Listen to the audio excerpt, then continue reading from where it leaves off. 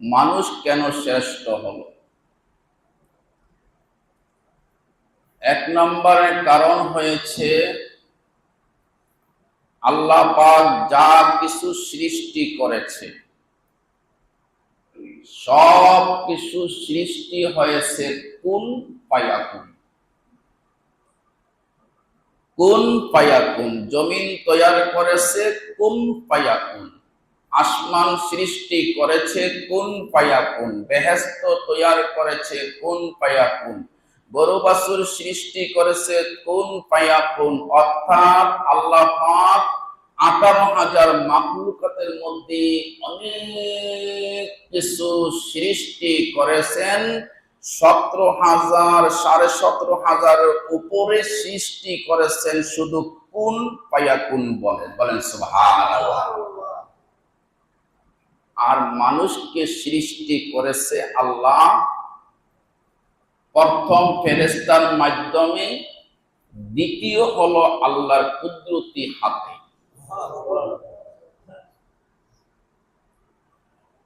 ফেরেশতার মাধ্যমে পা থেকে শুরু করে গর্দান পর্যন্ত ফেরেশতার মাধ্যমে, গর্দান থেকে শুরু করে মাথা পর্যন্ত আল্লাহর কুদরতি হাত দিয়ে। মানুষকে কোনো কুন ফায়াকুন দিয়ে আল্লাহ সৃষ্টি করে নাই। মানুষকে সৃষ্টি করেছেন আল্লাহ মায়া করে, দয়া করে। জোরে বলেন সুবহানাল্লাহ।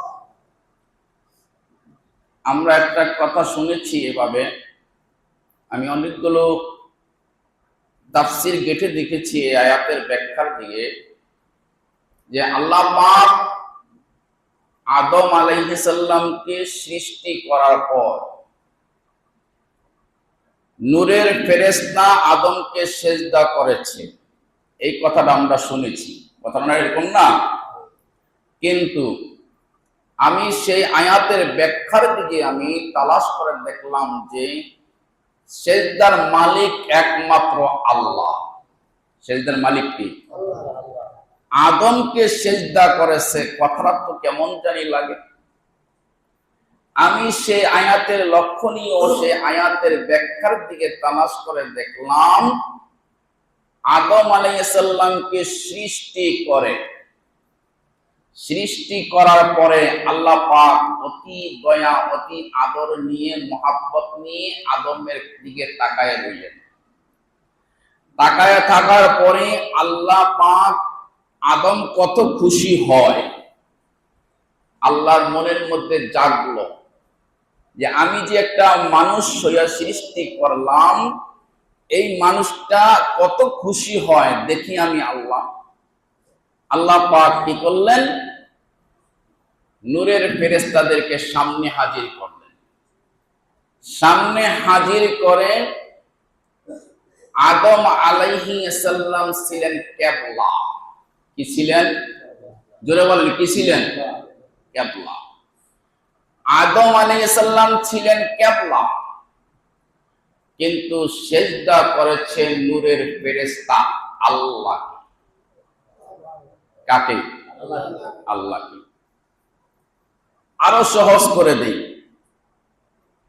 আমরা পশ্চিম দিকে সেজদা করি, আমরা কি কিবলারে সেজদা করি না আল্লাহকে? আদম ছিল দিক নির্দেশন, সেজদা করেছে আল্লাহকে।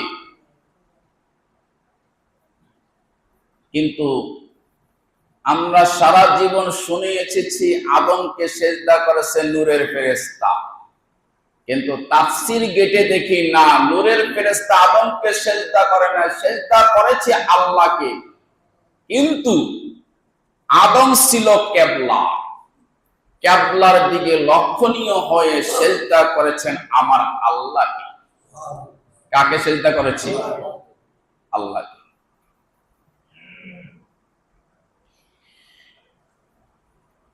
এই নূরের ফেরেশতার মধ্যে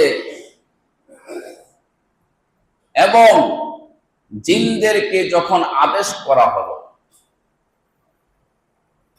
এই জিনদের মধ্যে শ্রেষ্ঠ জিন যিনি ইবলিস হয়েছেন, তিনি অহংকার করে বলেছিল এই কথাটাই, যে আমি জিন হলাম আগুনের তৈয়ারি। জিন কিসের তৈয়ারি? আগুনের তৈয়ারি। আদম হলেন মাটির তৈয়ারি। তাই সে আদমকে আমি জিন, আগুনের তৈয়ারি মাটিকে আমি সেজদা করবে, এটা কখনো হতে পারে না। জিনে জানতো না, ইবলিস জানতো না যে আদম তো হলো কেবলা, সেজদা করবো তো আমার আল্লাহ, এটা তিনি জানতো না। না জানার কারণে সে ভাবছে যে আদমকে আমি সেজদা করব, আদমকে আমি সেজদা করতে পারবো না, কারণ মাটি যখন উপরের থেকে ছেড়ে দেওয়া হয় নিচে চলে আসে, কিন্তু আগুন যখন জ্বালিয়ে দেওয়া হয় নিচের আগুনের লেলিহান, আগুনের শিখা থাকে উপরের দিকে। তা আমি তো উপরের দিকে, আমি নিচের মানুষকে কেন সেজদা করব? এই অহংকারের কারণে তার সারা জীবনের আমল শেষ হয়ে গিয়ে তিনি অভিশপ্ত শয়তান হয়ে গেলেন।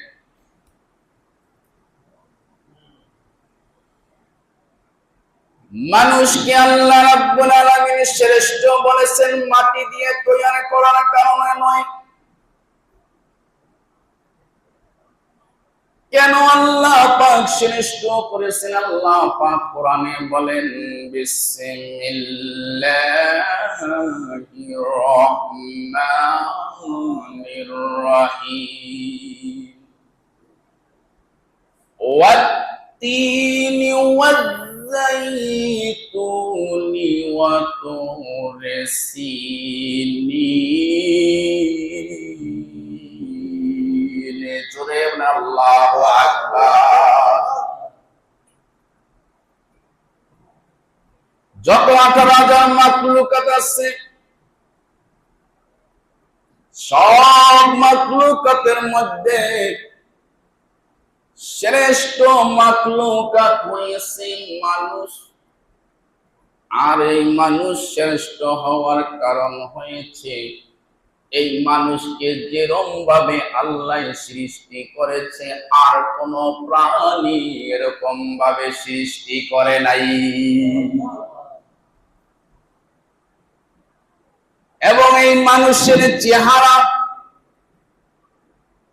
আল্লাহ পাকের কুদরতি হাত মুবারক মানুষের চেহারার ভিতরে লেগে গিয়েছে। আর এই চেহারার ভিতরে আল্লাহ রাব্বুল আলামিনের রহমতের নূর চেহারায় দেওয়া হয়েছে। আর সেই নূর মানুষ পেয়ে পেয়ে আমার আল্লাহকে রাজি খুশি করার জন্য সম্মানিত কপাল দিয়ে মাবুদের কুদরতি পায়ে সেজদা দেয়। এই আয়াতের ব্যাখ্যার দিকে যদি যাই, ইমাম আবু হানিফার যুগে একজন লোক তার স্ত্রীকে বলল,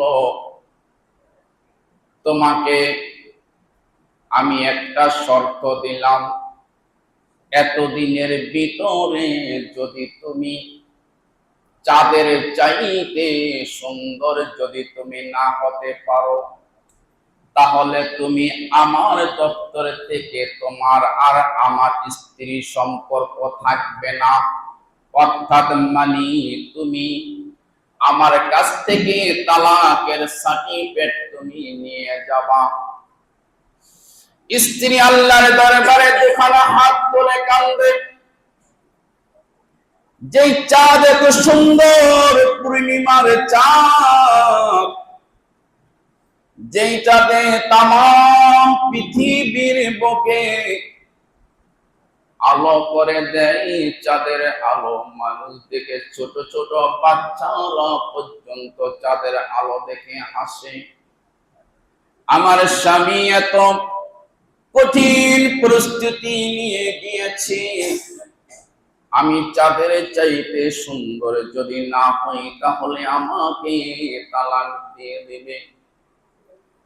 ঠিকই যখন দেখলেন যে তার স্ত্রী চাঁদের চাইতে সুন্দর হয় নাই, কথা অনুযায়ী, ওয়াদা অনুযায়ী স্ত্রী তালাক হয়ে গিয়েছে। যাওয়ার পরে ইমাম আবু হানিফা রাহমাতুল্লাহ আলাইহির দরবারে গেলেন, গিয়া বললেন, হুজুর, আমি কথার ভুলের বশতে, রাগের বশতে আমি বলে ফেলেছি, তুমি যদি চাঁদের চাইতে সুন্দর যদি না হতে পারো, তোমাকে তালাক। হুজুর, আমার স্ত্রী কি তালাক হয়েছে? ইমাম আবু হানিফা রাহমাতুল্লাহ আলাইহি বলল, না না না, তোমার স্ত্রী তালাক হয় নাই। লোকটার মনটা খুশি হয়ে গেল। খুশি হয়ে যাওয়ার পরে বললেন, হুজুর, কিভাবে তালাক হয় নাই? কয়, আমি ইমাম আবু হানিফার কাছ থেকে তুমি দলিল নিও না, দলিল নিতে হলে আমার আল্লাহর কালাম থেকে দলিল নিয়ে যাও। ইমাম আবু হানিফা রাহমাতুল্লাহ আলাইহি তিনি সূরা ৩ আয়াত করে, সূরা ৩ তেলাওয়াত করে তিনি শুনায়া দিলেন, ওয়াত্তিনি ওয়াজ্জাইতুনি ওয়া তুরি সিনিনা ওয়া হাযাল বালাদিল আমিন। দেখে বললেন, এর লোক শোনো, আমার আল্লাহ পাক বলেছেন, চাঁদ কেন, সূর্য কেন, আকাশ কেন, জমিন কেন, লৌহ কেন, সিদরাতুল মুনতাহা কেন, আল্লাহর আরশ কেন, জান্নাত কেন, অন্যান্য আদাস আল্লাহর সৃষ্টি জীবের ভিতরে যা আছে, আমার আল্লাহ পাক ওয়াদা করে, আমার আল্লাহ পাক বলেছে, সকল সৃষ্টির মধ্যে শ্রেষ্ঠ সুন্দর হয়েছে মানুষ। যাও, তোমার স্ত্রী তালাক হয়নি। ঘোষণা কার? বলেন, ঘোষণা কার? সমস্ত সৃষ্টির চাইতে সুন্দর কে?